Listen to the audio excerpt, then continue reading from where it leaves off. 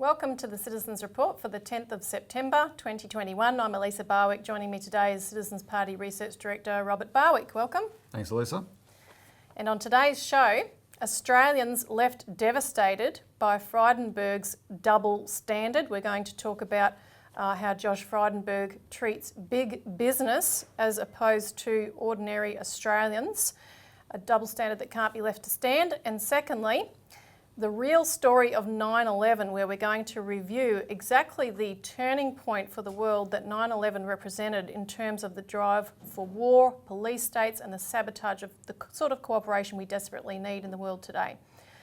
Now, if you like the show, don't forget to hit the like button, subscribe and hit the notification bell so that you're alerted to new shows, and share this as widely as you can. So, firstly, Australians left devastated by Frydenberg's double standard. Now, we've just issued in the last half hour or so a media release titled Frydenberg's $13 billion would compensate all financial victims. This is completely outrageous, Elisa. There's pressure building on it, but I can't believe how much the Treasurer of Australia is doubling down on his insistence that the $13 billion that was overpaid in JobKeeper. Now, it's not a problem that it was paid at first, right, because they structured JobKeeper in a certain way, but there's $13 billion that went to businesses who increased their profits during lockdowns, right? So they didn't qualify, and they did nothing to structure the program so that they could get the money back, and Josh Frydenberg has no intention of getting the money back, and he's doubling down on justifying why. And of course, there's huge double standards here. One is the double standard that everyone knows about compared to the way the government treats people who are overpaid welfare payments, right, and robo-debt, that whole scandal, because they literally pursued them to the grave. The other one, though, is what we wanted to raise, which is that, and this is what the press release is about, there were 10,000 people made submissions to the Banking Royal Commission in 2018 because they were victims of financial misconduct. 10,000. 27 of them got to take the stand. Most of those people have never been compensated, or they've been barely compensated, right?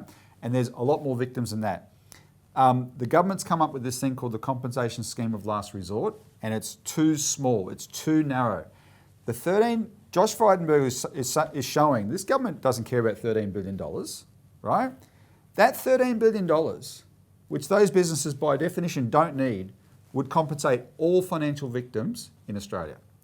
That's what we're talking about here. So because if we've been paying a lot of attention to this issue in recent times, and if you're a victim of a bank or financial misconduct, you're often left completely devastated and impoverished, right?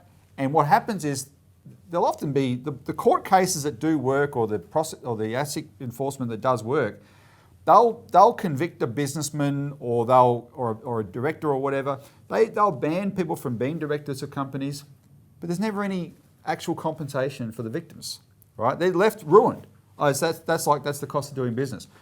This shows the government could fix this. And this week, Elisa, there was a protest rally in Perth by the victims of a special example of a financial crime, which is the victims of Sterling First. And one of the reasons we keep singling it out is there's 140 people here who are elderly. They got ripped off by a scam, an absolute scam, but they can't start again. They will be thrown out on their ear unless this same treasurer ponies up $18 million, a tiny fraction, to compensate these victims so they're not thrown out in the street. It's a no-brainer. Do it, Mr. Frydenberg. Just do it, right? Snap your fingers and do it. If you are gonna let these businesses keep $13 billion, but not do anything for these victims, you are I don't want to go overboard here, but what words can describe what sort of human being you are, right? So let's play a clip, Elisa. This protest was actually quite good. The victims are very fired up, and we've got involved with them, which is helping to get more publicity, etc.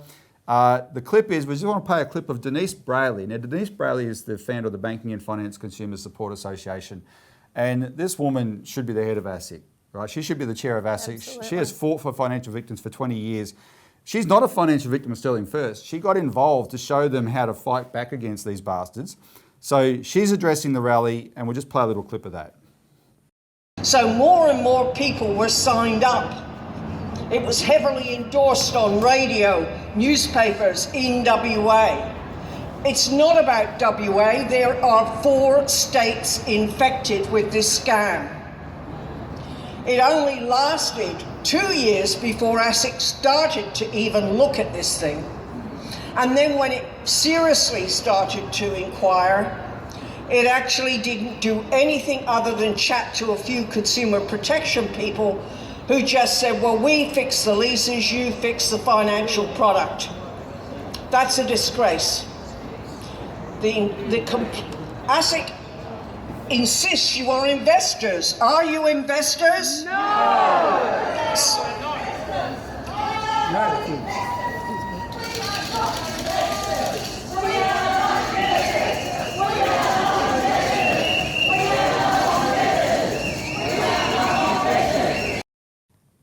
And the good thing, Elisa, you see what you see. It was pretty lively there.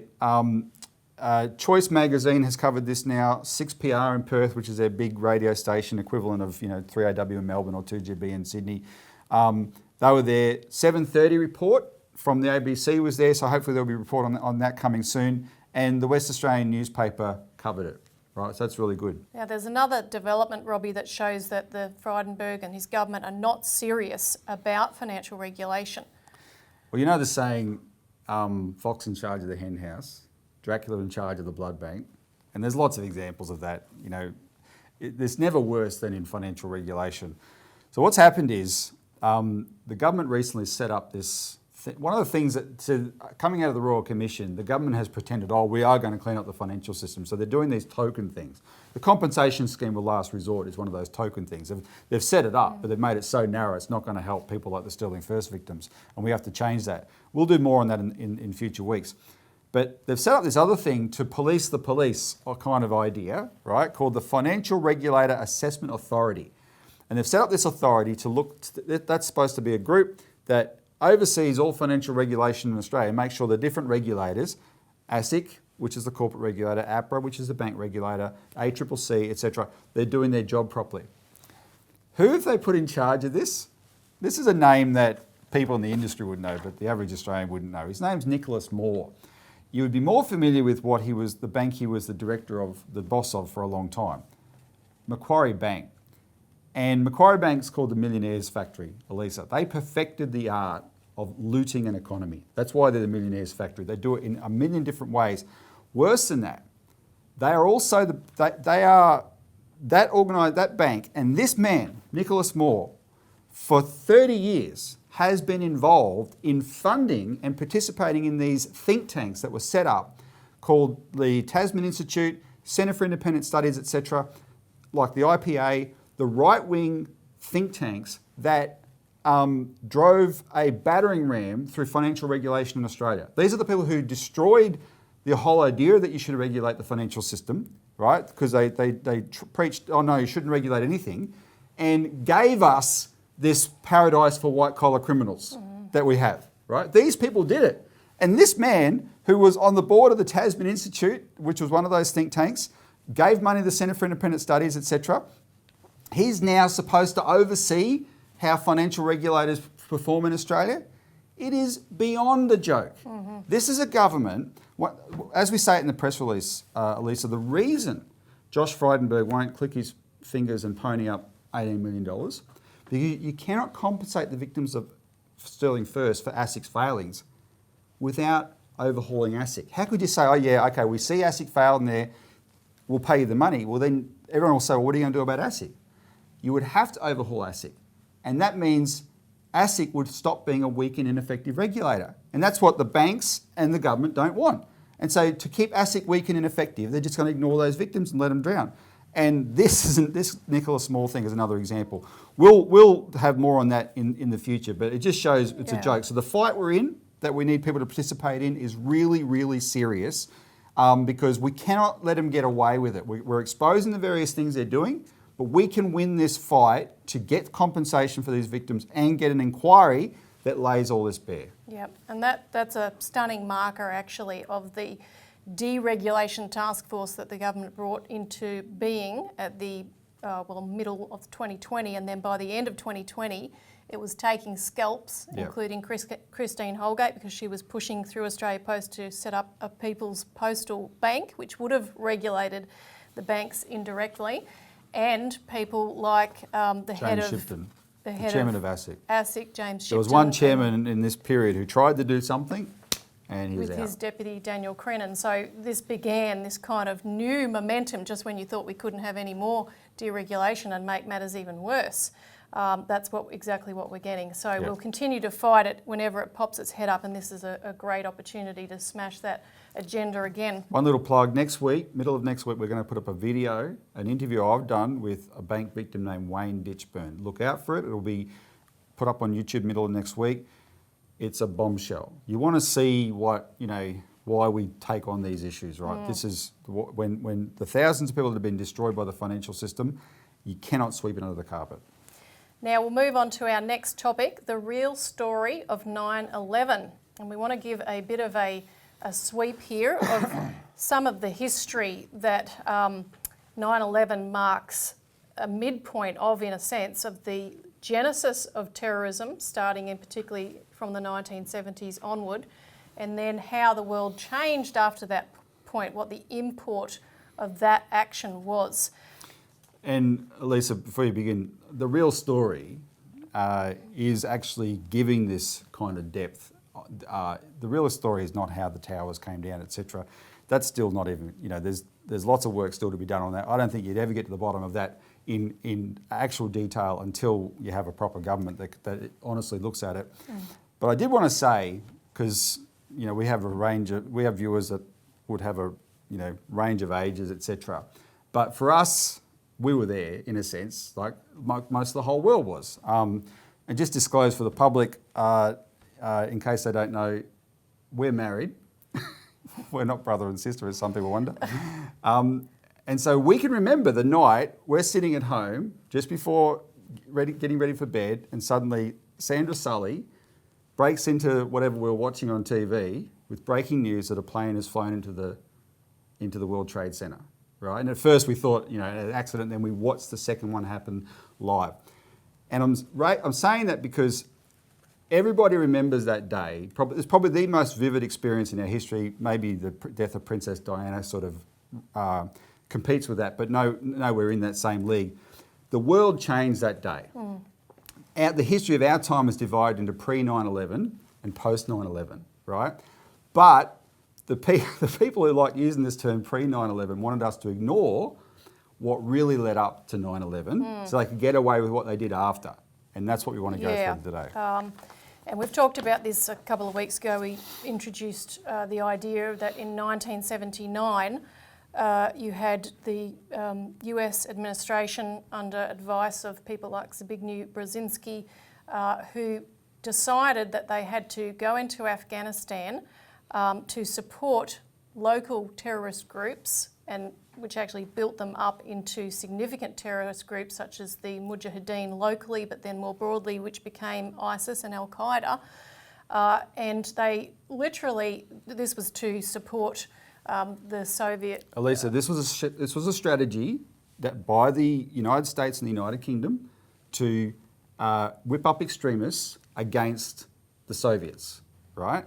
And it's actually, we've documented this a lot. There was a British Orientalist named Bernard Lewis. This was called the Arc of Crisis. He said, the underbelly of Russia and China are these Central Asian republics, etc., that have a lot of Muslims in them. Let's stir them up. Let's create extremism against that target. And of course now, just it's a ridiculous thing. Everyone is crying about the way the women of Afghanistan have been left abandoned. You can see the photos of what women of Afghanistan, the freedoms they enjoyed back in the 1970s before we stirred up these extremists against them. Right? It's all rubbish. And recently we watched the James Bond movie, The Living Daylights. And in The Living Daylights, the goodies are the Mujahideen, right, that became Al-Qaeda. Rambo 3 was another one in the 1980s. The goodies are the Mujahideen and what became Al-Qaeda. And, there's a direct connection from there to what ended up happening. In a similar way to, when we made a big song and dance over the fact that the US was supporting al-Qaeda linked allies in Syria. Yeah, You know, and against Libya. the elected president. Exactly. So this happens all the time, but this is going back to where it was originating. And so the US had gone in to Afghanistan, and they were literally freeing terrorists from, from prison throughout the Middle East. Saudi Arabia was doing the same thing and sending people to fight in Afghanistan. One of them was Osama bin Laden. But where was the money coming from for this? A British deal created the slush fund that allowed this to happen, that fostered and funded the support for this Mujahideen movement, which later became ISIS and al-Qaeda. Now, this deal was established in 1985. It was known as the Al-Yamamah Oil for Arms deal. The deal was between BAE Systems, the British military arms company, and Saudi Arabia. BAE used to be British Aerospace, a government company, and it was since privatised. And now it's BAE Systems. It's all over the world. This is the single. We know there's lots of, the biggest arms companies in the world are American. This is the single biggest arms deal in history. And Margaret Thatcher did the deal. So this was government down, using BAE, using Saudi Arabia to begin channeling money between this deal, which was oil for arms. So the amount that they were getting paid for oil was being super inflated and being channeled in as extra funds into these terrorist outfits. Now, in essence, this was really the British, in that sense, sending the US in to fight Russia. But 9/11 was a turning point, because that's when the US was hit with the same terrorist apparatus, and thereafter Russia was hit indirectly, because allies of Russia in places like Syria and Libya and so forth started to be targeted in regime change wars, and the terrorism apparatus began to spread through the Chechens, through other apparatus, to actually really hit Russia hard in that way. And now today you see it being levelled against the same kind of thing, being the same mechanisms, the same apparatus being levelled against China. Now, on the Saudi role, though, in 9/11, we want to talk about this a little bit more, because in the US there's been a big campaign to release some of the documents known as the 28 pages, which was the result of a joint congressional inquiry into 9/11. But when it was originally released after the inquiry was completed, 28 pages were completely redacted, so they were just black, those full 28 pages. And our organisation played a role at that time in revealing and leading, participating in that campaign to get them released, as did many other organisations. People who watch on YouTube could go back to 2016 and 2015 on this channel, right, and look at those reports we did at the time. We were jumping up and down about the 28 pages almost every week, and it worked. We finally got them released. And since then, there's a lot of other documents that the 9/11 families who are waging a lawsuit against the Kingdom of Saudi Arabia, so they're taking on the big guns in this, but they needed a lot more evidence, FBI evidence, affidavits and all kinds of things, in order to get that court case to gain the traction it needed, which President Biden has just agreed to release. So there's going to be a lot of detail coming out of this. And just to give you a flavour of the kind of evidence we're talking about, you had two Saudi intelligence agents. Omar al-Bayoumi was one of them. He provided two hijackers in California with housing, money, driver's licenses and other logistical support when they arrived in the US. Fayed al-Thumairy was a diplomat at the Saudi consulate in Los Angeles who met with the hijackers. You had also the roles of FBI informants, like one FBI informant who rented rooms to the hijackers. You had another Saudi intelligence officer in Washington, D.C., Musaid al-Jarrah, who coordinated the activities of al-Bayoumi and al-Thumairy, the other two agents, and other Saudi agents in supporting the hijackers. And this, what you're about to say, is the smoking gun bombshell, mixed metaphors I know, but this is what was in these 28 pages. Everything you've just said is from the 28 pages, and this next one is the big one. Those Saudi agents were all paid by Saudi Prince Bandar bin-sultan from his US bank account at Riggs Bank and the money in that bank account was transferred from a Bank of England account that held BAE money from the slush fund, which paid who paid Bandar bin-Sultan kickbacks for having negotiated the deal. So the kickbacks from this slush fund that funded all the terrorism in Afghanistan, that created and boosted the Mujahideen, was that same funds, the same money being used to pay the agents who ran these hijackers. Elisa, in the Michael Moore documentary Fahrenheit 9/11, he highlighted how, which probably well known to a number of people, the bin Laden family were allowed to leave the United States when flights were embargoed after the attacks, right, etc. The story, and that was suspicious enough, right? He highlights the Carlyle Group and the connection to the Bushes. This name here, was the big one, because this guy, Prince Bandar bin-Sultan, was so close to George W. Bush and the Bush family. He was known as Bandar Bush. Yeah. He was a close personal friend of Prince Charles, who at a certain point took over the negotiation, because the Al-Yamamah is an ongoing arms deal and it's regularly renegotiated, etc. And for a long time, Prince Charles has been the UK's lead negotiator in that deal, right? But it was Bandar who first struck the deal back then. Who's also a friend of Charles. His biographer, John Simpson, admits that he's the guy in the biography about Bandar who admitted that the sludge fund was used to fund Al-Qaeda, right? And then we knew that they were hiding something in these 28 pages, and that's what came out. And so, and I want to make, before we go, one point. In those months, in that, say, 12 months after 9/11, well, this inquiry was being conducted, and they were finding evidence on this guy and putting it in this report. He was part of the campaign to turn the 9/11 attack into the completely unrelated war on Iraq, right? If you really got, everyone knew that whatever it was, 16 of the 19 hijackers were Saudis. Everyone knew that. If you were really going to exact revenge for the 9/11 attack, you would have invaded Saudi Arabia. Instead, they did the thing in Afghanistan that we only just recently finished and invaded Iraq. And he was part of the campaign to make that happen.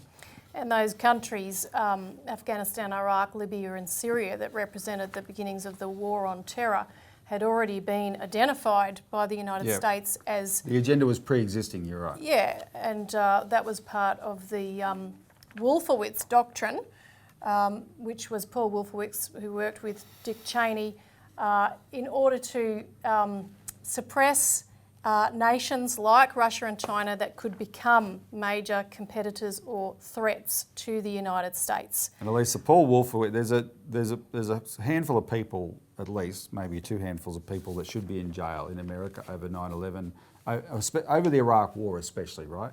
Paul Wolfowitz is one of them. Where is he? Well, last night he was the lead guest on ABC's 7:30 report.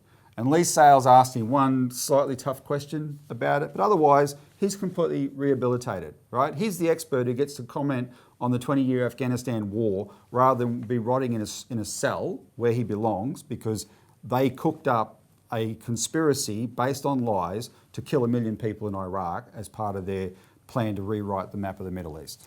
Now, this same party that smashed Afghanistan back there in the 1970s, who built up this terrorist apparatus, who launched these regime change wars, is now using the same kind of divide and conquer operations to pitch nations one against the other, and the push is for world war potentially by targeting Russia and China directly and saying these are our enemies. And there's been a number of new US and UK security doctrines implemented in the last few years to say these are our great power competitors and we have to take aim against China and Russia and isolate them and so forth. And they are the same people, that's the point. So, because what happened was in that first decade or so after 9/11, the whole world acknowledged that terrorism was a problem. So the Chinese and the Russians, they didn't make the mistake we did they didn't go to Iraq and Syria and whatever, but they knew terrorism was a problem, right? And so George Bush appreciated Putin's help and all this kind of stuff in the war on terror. But that was only ever a ploy to this Wolfowitz doctrine of we the United States must always be the sole superpower. That's the Wolfowitz doctrine. So they were always looking at targeting those countries, Russia and China, and they 20 years, less than 20 years later, by 2015 or 2016, they'd started turning their animosity. They said, "Oh, terrorism's not the number one threat anymore. It's Russia and China." Right? But it's the same people, but we know they lied in Iraq. We know they did. We know they should be in jail. It's the very same people, and that's one of the reasons we've been very forceful in speaking out against the war agenda. Yeah, that divisiveness is not what the world needs right now. And now I want to move into the other part, the other element of the post 9/11 era, which is national security laws, anti-terrorism laws, the whole sweeping fascist agenda that as the financial system is collapsing, there needs to be another means of control brought in. And I want to do this by referring back to various publications that we've put out since 2001, because we have a weekly magazine, and people can contact us to get a sample copy of that. You can subscribe to that. But we produce it every week, and I've chosen a selection of some articles and press releases and other pamphlets and magazines that we put out to illustrate what I'm about to go through. But when you're writing every week for a publication, the amount of articles that we've written on this subject was absolutely overwhelming. And this is crucial, Elisa, because last week a bill passed the Parliament that Labor Party waved through, surveillance and disruption bill or whatever it's called. We will write it up. And a lot of people have been really shocked by it. The way it so quickly went through Parliament, etc. It means that ASIO and AFP can get into your computer and change things and whatever.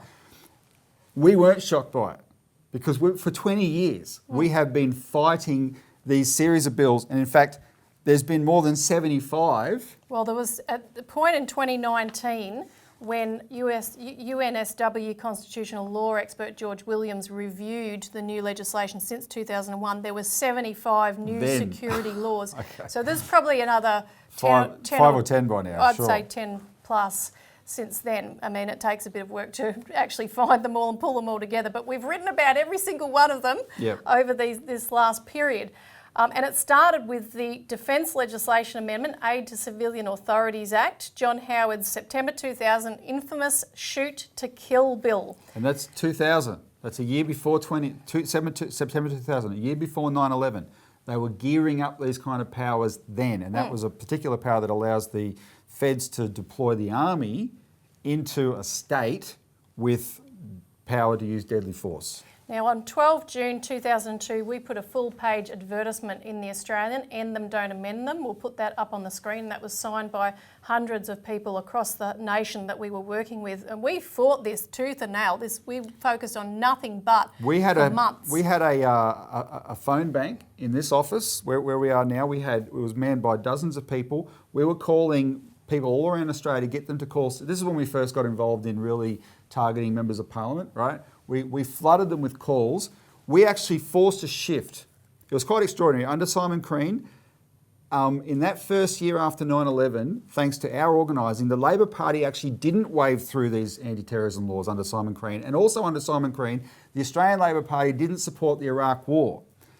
When Crean was replaced by Mark Latham, who's now the One Nation guy in New South Wales, the first thing Mark Latham did was a backroom deal with Howard to wave these terrorism laws through. That's the very first thing he did. And since then, Labor has capitulated every single time, which is why all these 75 plus laws have been passed and essentially just waved through each time. We've been a one-party state in that regard. Yep. Now, we then had follow-up New Citizen newspapers, which is the paper we used to mass distribute in hundreds of thousands of copies across the country at that time physically. In 2002, I'll put these up on the screen, in 2004 on these kind of fascist laws and what the alternatives were. Then by 2016 we'd issued, these are the major interventions here, I'll come back to some of the other more minor ones, the 28 pages. We, as I said, played a key role internationally in busting this open. And then we put out this pamphlet in June 2017 on the forces behind terrorism, going into more detail on what we roughly went over earlier. Because that latter one coincided with the wave of terrorist attacks in the United Kingdom, which were I'm very revealing. About to go through, and this is coming to various coverage in our Alert Service Journal, because of course you'd had the 7/7 London subway bombing attack in 2005, which killed 52 people and wounded another 700. We put out a media release in 2016 on that topic, which went into the Al-Yamamah story. Then you had the Westminster Bridge terror attack in March 2017. And we'll put up an image there because we singled out Prince Charles in this particular media release. He had established the Oxford Centre for Islamic Studies, and he is very, very close to people, as I mentioned before, like Bandar bin-Sultan, but we also had a whole array of other of these Saudis that he was working with very closely.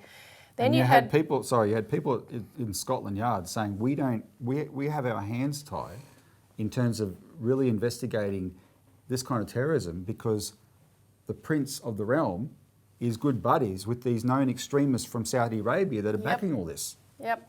Then you had the Manchester terror attack, and we put out an article then. This was at the Ariana Grande concert that was bombed at that time. All the assailants in these attacks, by the way, were known to MI5, were on the radar. And in the case of Manchester, they were Libyan Al-Qaeda members, whatever the Libyan name was, Libyan Islamic Front, I think it was called, who had been under house arrest in Manchester. Theresa May gave them their freedom so they could go to Libya and fight on the Anglo-American side against Gaddafi.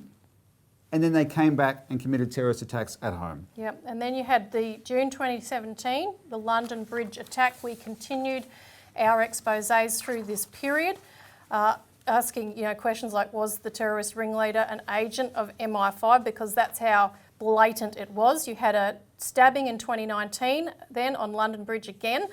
And meanwhile, through this same period, terrorism was building in Australia. You had the Sydney siege in December 2014. We began to turn the spotlight onto ASIO. One of the things, and ASIO as a branch of MI5, right? Because one of the things we noticed from the beginning, Elisa, is I can't think of one terrorist attack in the West in this period, right? The sort of the ISIS period, if you will, mid 20-teens onwards, where the terrorist wasn't known to the intelligence agencies. Right? They were all known to, and so we thought, what does that mean, known to the intelligence agency? In the case of ASIO, in the case of the Sydney siege, Man Monis, it came out in the New South Wales investigation. Man Monis had an ASIO file, and I fell off my chair reading this, it's in there in black and white, an ASIO file, hundreds of thousands of pages thick. Get that? What does hundreds of thousands of pages look like? That's a library thick. That's how big ASIO's file on the perpetrator of the Sydney siege attack was. And it was supposedly random and there was nothing you can do about it. No, there's a bigger story, and Mamdouh Habib, the former Guantanamo Bay detainee, we won't go through it now, but he had lots to say on that, which we reported as well. Yep, and so we continued following that story through 2017. By the middle of August 2017, following a trip to the United Kingdom, Prime Minister Malcolm Turnbull had decided to set up this super ministry of Home Affairs, which of course the charge went to Peter Dutton on that. Modelled on the British Home Office. That's right. Which is houses MI5. Early the following year, you had passage of the Espionage and Foreign Interference Bill, which again began to pivot to targeting countries like China. The state threat of state terrorism, cyber terrorism and so forth was a big part of that. That was passed in June. And then in August 2018, there was another mark of a shift where the Five Eyes met in Sydney. These are the 5 intelligence agencies of the US, the UK, Australia, Canada and New Zealand. And Dutton's sidekick, Home Affairs Secretary Michael Pezzullo, he stated at that time openly that for decades these issues of international terrorism were seen as matters to be dealt with within jurisdiction, i.e. within each nation. He said this is no longer the view held by the Five Eyes partners, and he called for the transformation of the state itself, where nation states should not be the key body fighting this stuff, but we needed a transnational model of security. And what that means is you're basically saying we're going to accept, we're going to limit our sovereignty and equip this body, the Five Eyes, representing the 5 countries, but then they can start to dictate to us. They will enforce terrorism matters. Now, later that year in September, a month later, the Telecommunications and Other Legislation Amendment Bill was passed. We copied that legislation directly from the UK Snoopers Charter. So this is where, you've got to hand over your phone and give your password to a police if there's some terrorist incident or something, but it allowed already for the authorities to look into people's personal business on a major scale. Then you had, by the time of mid-2019, the raids against AFP and Nika Smethurst. This was the point at which we had 75 terror laws marked off by Professor Williams. At this point, Dutton had 6 more laws on the agenda, and again, they were all being passed through rapidly in quick succession. By 2020, you had the Enhancement of Defence Force Response to Emergencies Bill relating to emergency management procedures. Now, at the same time, you had, I think, New Zealand as a critical focal point as well, because there were things in motion there that were betraying the way it was going to go here and globally. So we were putting out articles in 2019, is New Zealand already a fascist police state? Talking about the various economic reforms as well as anti-terror laws that were coming in. Straight after the Christchurch massacre in March 2019, Scott Morrison rushed through the Sharing of Abhorrent Violent Material Act 2019. Again, really rushed through very, very quickly. And then we wrote a major expose on the Christchurch massacre as British imperial population control. This explained the kind of gang, counter-gang operations that were being played upon, such as we saw in the United States across 2020, where you had this divisiveness within the population pitching left against right on the street, because it became quite apparent to us at that point in the dossier written by Brenton Tarrant, or whoever actually wrote it. He actually literally said that he wanted to, and other people in his movement, the so-called accelerationist movement, wanted to precipitate a quote-unquote crucible of crisis to overthrow power structures, to overthrow governments, even explicitly calling for civil war in the United States. And we had a follow-up article, What is the Third Force Fueling US Unrest, exposing that accelerationist movement. And that is, of course, what you see building in various ways today. One way to think of what's happened in this period we've covered, Elisa, we actually went back 40 years to the beginning of the Afghanistan adventure. But what we as Australian citizens, British citizens, American citizens, what we were prepared to tolerate our intelligence agencies, our forces doing in our name in other countries, like Afghanistan and all these schemes, right, where morality didn't matter. We stirred up head-chopping lunatic extremists against Russia just because it's Russia, right? And that's fine. But we were prepared to tolerate that, and post 9/11, those same agencies, that's the reason we've been exposed in this, have turned that against us, right? And we need to fight this, we need to expose this, we need to change the system, we need to get honest people in government to open the book on all this, but we have to stop tolerating it being done in our name somewhere else, right? It's still going on in Syria. It's great that Joe Biden's pulled out of Libya, but Afghanistan, but America has backed these head chopping, is still doing it in Syria today. And you're being told a pack of lies about Assad in Syria today, right? So we have to stop doing it, because this has been now turned against us. We're supposedly the liberal democracies, as we call ourselves. No, we are run by a power-hungry, financially centred elite, which we call the financial oligarchy, that will do anything to hang on to power, and that's what we've experienced in the last 20 years. And I'm going to say one thing that'll be controversial in its own way, but you get to 2020 in a pandemic, which is real, a real pandemic. One of the consequences of this, there's no trust anymore in government. How can you trust anybody on anything they say? Yeah. Right? There is no, but do wake up. Your freedoms weren't taken away from you in 2020. They've been taken away from you aggressively for 20 years, except for 15 years they blame Muslims, and most of you were prepared to accept that. Right? No, this is systematic, and we don't accept it on principle. We have to open up the whole book on all this. Yeah, we either continue with that creation of chaos, as we've just exemplified, or we work together with people, with nations we disagree with on some things, and we have a collaboration to solve common problems. And one of those, let's name one of those things, Lisa. It's called the Belt and Road. China, which has successfully raised 800 plus million people out of extreme poverty, is a productive powerhouse. It has a project to build infrastructure, not go to war, build infrastructure with the world.